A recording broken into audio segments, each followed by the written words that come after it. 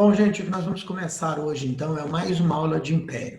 Nesse caso, nosso império aqui vai ser exatamente o fim do governo do senhor Dom Pedro I, tá? O fim do governo do senhor Dom Pedro I e, obviamente, o governo do regência. A regência no Brasil, ela é organizada e estabelecida por meio de uma eleição. Então, a gente vai muito perceber sobre essa mudança.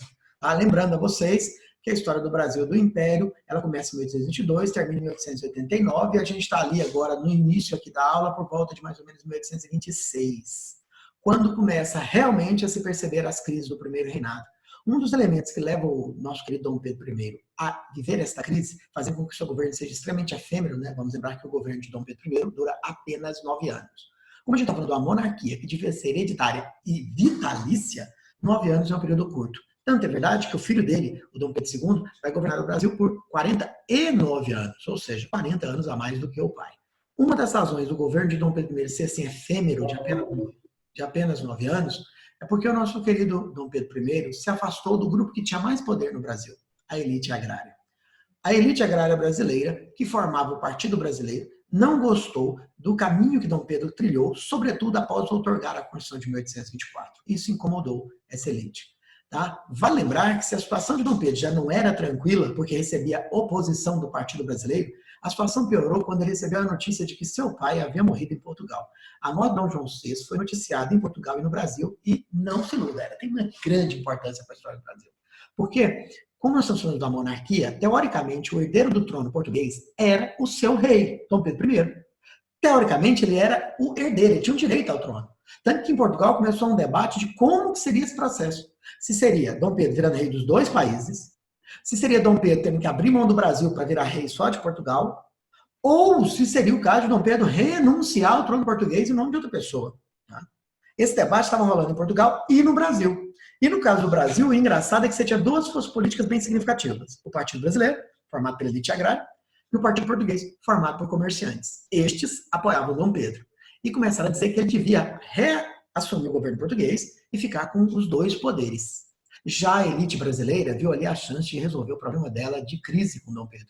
Achava que o certo era ele ir embora para Portugal e o Brasil caminhar sozinho com um novo governo. Essa briga só foi piorada porque me apareceu uma outra criatura na história, o irmão de Dom Pedro. Dom Pedro I tinha um irmão chamado Dom Miguel. E Dom Miguel fazia questão de dizer que já que Dom Pedro abandonou a família real, declarou a independência do Brasil e rompeu com o pai deles, Dom Pedro não devia ser rei. Quem devia ser rei era Dom Miguel. Dom Miguel estava tentando usurpar o trono de Dom Pedro. Como Dom Pedro não tomava decisões, o pai já tinha morrido em 26, a gente já está em 28, 2 anos, e Dom Pedro não decidiu se vai, se fica, o que faz, se vai ser dos dois, se não vai. Dom Pedro ficou sabendo que Dom Miguel estava articulando um golpe. E para evitar o golpe, ele toma a seguinte decisão. Tá? Ele resolve, para resolver a briga com o irmão, repare uma charge da época fazendo graça, né? É claro que são dois hipócritas, porque são irmãos, todos os dois defendem o interesse da família, porque a coisa que eles divergem é quem vai governar. Tá? Quem vai governar? E aí, nesse sentido, esses dois estão brigando. Mas Dom Pedro toma esta atitude. Dom Pedro abdica ao trono dele de Portugal, não do Brasil, por favor, não confunda as coisas, mas em prol da filha dele, essa jovem senhorita chamada Maria da Glória. Então, olha o que o Dom Pedro tentou fazer. Eu não posso governar Portugal porque eu não posso assumir a coroa portuguesa porque a elite agrária brasileira pode me expulsar, pode me derrubar. Mas eu não vou deixar para o meu irmão, eu vou deixar para minha filha, Maria da Glória. É claro que Dom Miguel não gostou e a crise está lá estabelecida. Repare que eu não estou concluindo esse assunto. Por quê? Porque outros vão se somar a ele. Em 1826, meu pai morreu. Em 28, eu avisei lá em Portugal que quem seria a governante de Portugal era minha filha. Meu irmão não aceitou e começa uma disputa entre eu, Dom Pedro, e meu irmão para ver quem realmente vai controlar Portugal. Só que Dom Pedro tinha outros problemas no Brasil. Não obstante a isso, Dom Pedro teve que aceitar a derrota numa guerra que a gente citou na aula passada, que é a Guerra da Cisplatina, que resultou na independência do Uruguai. E para piorar, Dom Pedro perdeu a Cisplatina e ainda faliu o Banco do Brasil. E isso virou um combustível para a oposição. O Partido Brasileiro usava da imprensa para falar muito mal. Olha, eu sei que nos dias de hoje é difícil imaginar, mas antigamente a imprensa às vezes era usada para fazer oposição ao governo, fazer críticas. E os governantes não tinham a maturidade, porque hoje somos uma sociedade muito mais democrática, muito mais equilibrada, de aceitar as críticas, virando uma briga entre o governo e a imprensa. Isso aconteceu lá no primeiro reinado. E a voz que criticava Dom Pedro, o cara que se tornou o símbolo da oposição, se chamava Líbero Badaró. Líbero Badaró era um italiano que mudou-se para Portugal e de Portugal veio para o Brasil, se tornou membro do Partido Brasileiro, tá? Latifundiário, aristocrata e jornalista, além de poeta e outras coisas tais, tá? O senhor Líbero Badaró, ele estava muito preocupado, tá? Ele estava muito preocupado com o caminho do Brasil, com as tendências, sobretudo, de quê? De aumentar o poder do rei. Vai lembrar que Líbero Badaró tinha que estar preocupado com isso mesmo, porque desde o início da Constituição de 1824, desde que ela foi outorgada, ficou clara a aproximação de Dom Pedro com o Partido Português. E como o Partido Português tinha ideais recolonizadores, né, lá na cabeça maluca deles, o que o Partido Português devia estar pensando nessa época? Olha o tanto que nós demos sorte. O rei Dom João VI morreu. O Dom Pedro é o herdeiro. Se o Dom Pedro assumiu o governo português, ele já é rei do Brasil e de Portugal. É um passo para a recolonização. É um claro passo para a recolonização. Então, entendeu a ideia dos caras? Entendeu o princípio de que eles poderiam usar para poder tentar recolonizar o Brasil? Isso gerou muita desconfiança na elite agrária brasileira. Elas viam com maus olhos a tendência de recolonizar o Brasil e ainda também a tendência um pouco menos exagerada, um pouco menos perigosa, de o Brasil e Portugal voltar a serem Reino Unidos sob o governo de Dom Pedro. E por isso eram absolutamente contra esse caminho daqui. E quem é que canalizou tudo isso? O Badaró. Repare no nome do jornal criado por ele. O Observador Constitucional, gente. Portanto, ele está dizendo que eles têm que observar a Constituição e que a Constituição brasileira não pode permitir, apesar de ter sido feita pelo Dom Pedro I e por seus aliados, que o Brasil volte a ser colônia de Portugal.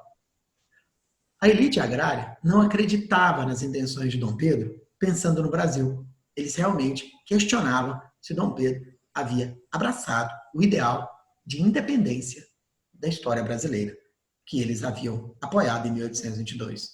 Acontece que Badaró foi assassinado. Entre os assassinos, um único alemão foi preso. Era um grupo de alemães que pegaram e mataram ele na porretada. Até aí, seria só um assassinato. O problema é que o querido Dom Pedro parece que se envolveu indiretamente no processo. Vamos falar isso de uma maneira um pouco mais justa, porque na verdade eu estou jogando fofoquinha aí. A morte de Badaró levou questionamentos se Dom Pedro não estava envolvido, já que ele era o maior interessado na morte do seu principal opositor. Para piorar, quando os envolvidos foram presos, o juiz de São Paulo, que estava responsável pelo processo, né, abrandou a questão e ele era amicíssimo de Dom Pedro. Para muita gente, isso era uma prova inconteste de que Dom Pedro estava envolvido na morte do Líbero Badaró. Há tempo. Isso é especulação histórica, tá? A gente não tem prova nenhuma. Sabe? Vou botar você para fazer um exercício agora um pouco difícil. Sabe quando você tem a sensação de que aquele cara roubou ou que mandou matar porque ele estava no governo e seu governo está sofrendo críticas, mas não tem prova nenhuma e ele sempre nega dizendo que ele é inocente? É o que aconteceu com o Dom Pedro. A imagem dele foi arranhada. Por favor, senhoras e senhores, vocês são cursinhos, vocês não contam disso. Vale lembrar que isso aqui pode ser correlacionado com outro episódio famoso da história do Brasil, quando um opositor do então presidente Getúlio Vargas tentaram matar ele. Lembra? O senhor Carlos Lacerda. Carlos Lacerda está para a história de Vargas, assim como Badaró está para a história de Dom Pedro, com a diferença de Carlos Lacerda não foi assassinado, apenas tentaram matá-lo. Uma tentativa. Aqui houve a execução. E isso gerou uma crise sem precedentes. Há tempo, frase famosa atribuída a Badaró. Se ela aparecer em prova, você tem que saber que é dele, eles não tem que te avisar. Morre um liberal, mas não morre a liberdade. Teriam dito que ele professou esta frase, tá? Particularmente, eu não sei dizer para vocês se é verdadeiro ou falso, mas está aí a frase de novo. Ela tem um peso fundamental na história, eles adoram lembrar dela. Bom, vamos resumindo até agora, porque aula desse tipo que a gente sempre tem, na minha opinião, tem que fazer essas retomadas. A crise do primeiro reinado vem desde a oposição que a elite agrária está fazendo a Dom Pedro. Essa oposição remonta à outorga da Constituição de 24. Ela foi agravada porque houve a Guerra da Cisplatina, lembrando que o pai de Dom Pedro ocupou a Cisplatina em 1816, de acordo com os interesses da família da mulher dele. A mulher dele era espanhola, e na época estava acontecendo a independência da América Espanhola, então eles viram ali uma chance de impedir que toda aquela área fosse perdida. A Carlota Joaquina convenceu Dom João de ocupar a área. Aí ficou ocupada por mais ou menos 10 anos, de 1816 até 26, quando então declarou a independência e o Brasil perdeu a guerra contra a Cisplatina e o Uruguai nasceu. Então soma-se a tendência absolutista desse governo e a forte oposição do Partido Brasileiro, a questão da digníssima Cisplatina se tornar independente, a tentativa de impedir essa independência que levou à falência do Banco do Brasil, o único banco importante, a morte do meu pai e a disputa pelo trono entre eu e meu irmão, Dom Pedro e Dom Miguel, e agora a morte suspeita do maior e mais famoso opositor meu. Esse é o meu cenário. Você tem que concordar que a minha vida não está fácil. Aí, nesse momento, Dom Pedro resolve viajar para Minas, para se afastar um pouco do Rio de Janeiro, onde o clima está pesado. Quando ele chega na cidade de Ouro Preto, é pertinho do Rio de Janeiro, tá, gente? Está em Minas, mas é fisicamente pertinho do Rio de Janeiro. A cidade está em luto pela morte do Badarão. A cidade está fechada. E isso incomoda Dom Pedro. Ele se sente humilhado. Ele volta para o Rio chateado. E a notícia é de que possivelmente ele vai desistir de tudo. Ele vai abandonar o Brasil, renunciar e qualquer coisa parecida. O Partido Português está preocupado com isso. E por isso o Partido Português vai fazer uma festa para mostrar para Dom Pedro que alguém ainda o amava. Era 1831. Então veja que eu já comecei em 26, eu estou em 31. Essa festa ficou-se sabendo dela pelas ruas do Rio. E aí o Partido Brasileiro, lembra da oposição, resolveu atrapalhar a festa. E isso levou os dois partidos ao conflito, que ganha o nome de A Noite das Garrafadas. Foi um momento na história do Rio de Janeiro onde membros do Partido Brasileiro entraram em conflito violento, físico, com o Partido Português. Dizem que o Partido Português recebeu os membros do Partido Brasileiro que tentaram invadir a região das festas, as ruas, com garrafadas, jogando garrafas dele. E daí vem a expressão A Noite das Garrafadas. Eu citei uma coisa aqui que é meio lenda urbana, mas que na época mostra bem o tanto que o Brasil estava aguerrido. Afirma-se que enquanto lutavam nas ruas brasileiros e portugueses, lembrando que quando eu escrevo brasileiros e portugueses, não é uma pessoa nascida no Brasil ou outra nascida em Portugal, é o membro do Partido Brasileiro e o membro do Partido Português, diz que Dom Pedro estava na sacada de um sobrado atirando nos brasileiros. Isso aqui é meio lenda urbana, mas pode provar. Dom Pedro viu que a crise era insustentável, tentou até fazer um acordo com o Partido Brasileiro, tentou até convencer eles de negociar, mas infelizmente o acordo não foi possível. Ele tentou substituir o ministério, convocando brasileiros, falando, gente, acalma, mas a situação era insustentável. Por outro lado, além de no Brasil a situação ter insustentável, Dom Pedro está morrendo de medo de perder o trono de Portugal, o que levaria ele a ser um rei sem trono. Por isso, ele resolveu que estava na hora de arriscar. Chamou a elite brasileira dos dois partidos, o português e o brasileiro, e fez a seguinte proposta para eles. Para evitar a continuação dos conflitos, para garantir paz ao Brasil, eu me comprometo a ir embora, renunciar ao trono, desde que vocês reconheçam o direito do meu filho. É a renúncia. Está aqui a carta de renúncia. Queria dizer a vocês, por favor, que não reclamam mais da minha letra. Olha essa letra, não reclamem mais da minha. Tá? Aí eu escrevi aqui do lado o que seria, né? Usando o direito que a Constituição me concede, declaro que, muito voluntariamente, abdicar da pessoa do meu amado e prezado filho, Pedro de Alcântara. Esse menino seria o novo rei do Brasil. Coloquei aqui embaixo para ninguém ter dúvida que Dom Pedro vai para Portugal, chega em Portugal, dá um pito no irmão dele, vai queimando essa bosta que sou eu, Miguelzinho, e se torna rei de Portugal. Vai ganhar o título, inclusive, de Dom Pedro IV. Enquanto isso, o Brasil tinha um problemaço, ou não tinha? Você tinha agora um menino de 5 anos de idade para ser rei. A Constituição de 1824, aquela feita por Dom Pedro, era explícita. Na ausência de um rei de maior idade ou impossibilitado por qualquer coisa de governar, por exemplo, saúde, sem o herdeiro direto, vamos eleger 3 representantes para governar até que o rei possa ser coroado. Por isso, no ano de 1831, quando Dom Pedro I renunciou ao trono do Brasil, o parlamento se reuniu, lembrando que quem dominava ele era o Partido Brasileiro, e elegeu uns regentes, iniciando o período regencial. Então, repetindo isso, que eu já vi isso cair em prova e alguns alunos terem dificuldade. O que provoca o início do período regencial? A renúncia do rei e a eleição de 3 representantes. A regência no Brasil vai ser dividida em provisória no início, até que haja eleição, e depois permanente. Tá? Qual é o fato mais marcante desse início dessa regência? É a mudança na Constituição. A Constituição do Brasil dizia que você tinha que ser 3 regentes. Mas os próprios políticos se reuniram e fizeram o que no Brasil de hoje chamaríamos de emenda constitucional. Na época era ato adicional. E mudaram a regência de trina para una. E aí elegeram um regente chamado Feijó, que depois será substituído por Lima. Tá bom? Então, a gente tem aqui a história da regência dividida em dois momentos. Primeiro a trina e depois a una. Para falar disso, eu vou voltar com vocês agora no mapa dos partidos. E aí, vou aproveitar para reforçar aquilo que eu já havia dizendo, que os nomes vão mudando. Então, olha aqui, ó. No primeiro reinado, deixa eu pegar agora aqui uma caneta para sair rabiscando tudo. No primeiro reinado, eu tinha o Partido Português e o Partido Brasileiro como os únicos dois partidos significativos. O primeiro era formado basicamente por comerciantes e queriam a recolonização do Brasil, enquanto o segundo era formado por aristocratas, escravocratas e às vezes alguns intelectuais urbanos que defendiam a independência do Brasil. Tá? Dentro do Partido Português, o domínio era da elite agrária, tá? Que era escravocrata e monarquista. Tá? Mas nem todo mundo achava que o melhor caminho para o Brasil era a monarquia. Mas como esse era o grupo que dominava o partido era monarquista. Em 1831, com a renúncia do rei, os partidos mudaram só de nome. A única coisa que eles mudaram foi de nome. Tá? Eles não fizeram nada mais além de mudar de nome. O Partido Português passou a ser chamado Restaurador. Restaurador. Enquanto o Partido Brasileiro se autotitulou liberal. Só que uma parcela daqueles membros que apoiavam a independência acharam que já que o nosso monarca tem só 5 anos, nem pode governar, talvez a melhor coisa que o Brasil pudesse fazer é adotar um novo regime, o regime que a América inteira adotou. Qual que é o regime? A República. E por isso vai surgir um movimento republicano dentro do Brasil, que são os liberais exaltados. Então, vou passar a ter 3 forças políticas, só 2 significativas. Os restauradores, que eram um antigo partido português formado por comerciantes, os liberais moderados, que eram, obviamente, o pessoal que defendia a monarquia e que estava assumindo o controle do Brasil com a renúncia do rei, e um grupo pequeno, pouco expressivo, que defendia a república. Tá? Veja como é que você está aqui montando. O que tem em comum os liberais, tanto moderados quanto os exaltados?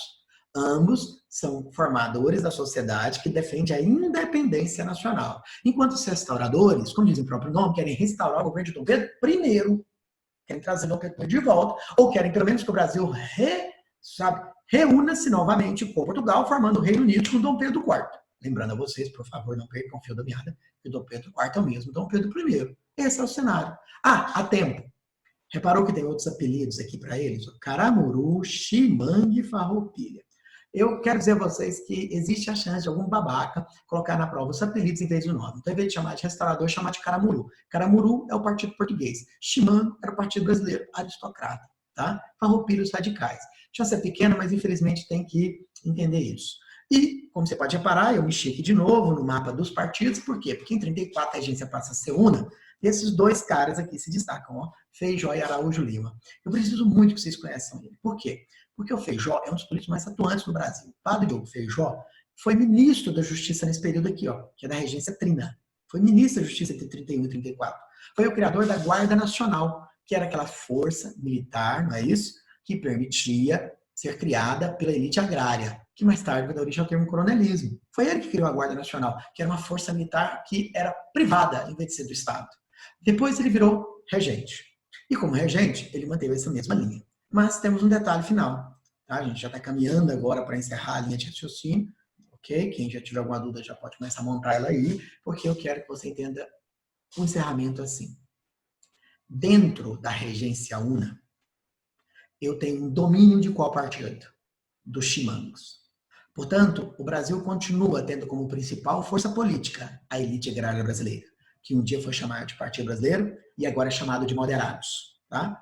Só que os restauradores vão perder um pouco da sua força, porque o grande objetivo deles não era trazer o governo de volta de Dom Pedro, só que Dom Pedro morreu em Portugal, e isso obviamente enfraqueceu qualquer chance deles de tentarem trazer isso de volta.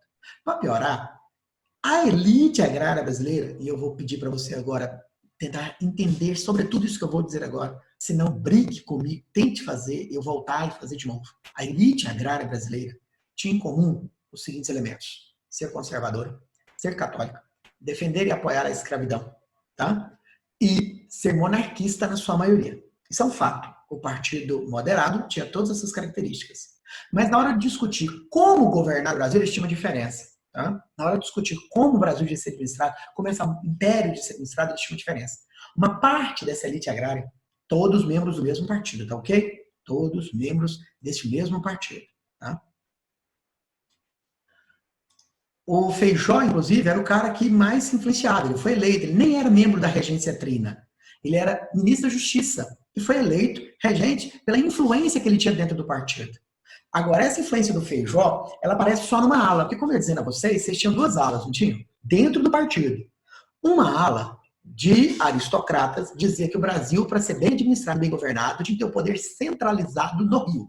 Tendência de um governo centralizador. O Rio manda em tudo. A capital domina tudo. O regente tem poderes plenos. Essa ala é uma ala que eu vou chamar daqui para frente conservadora.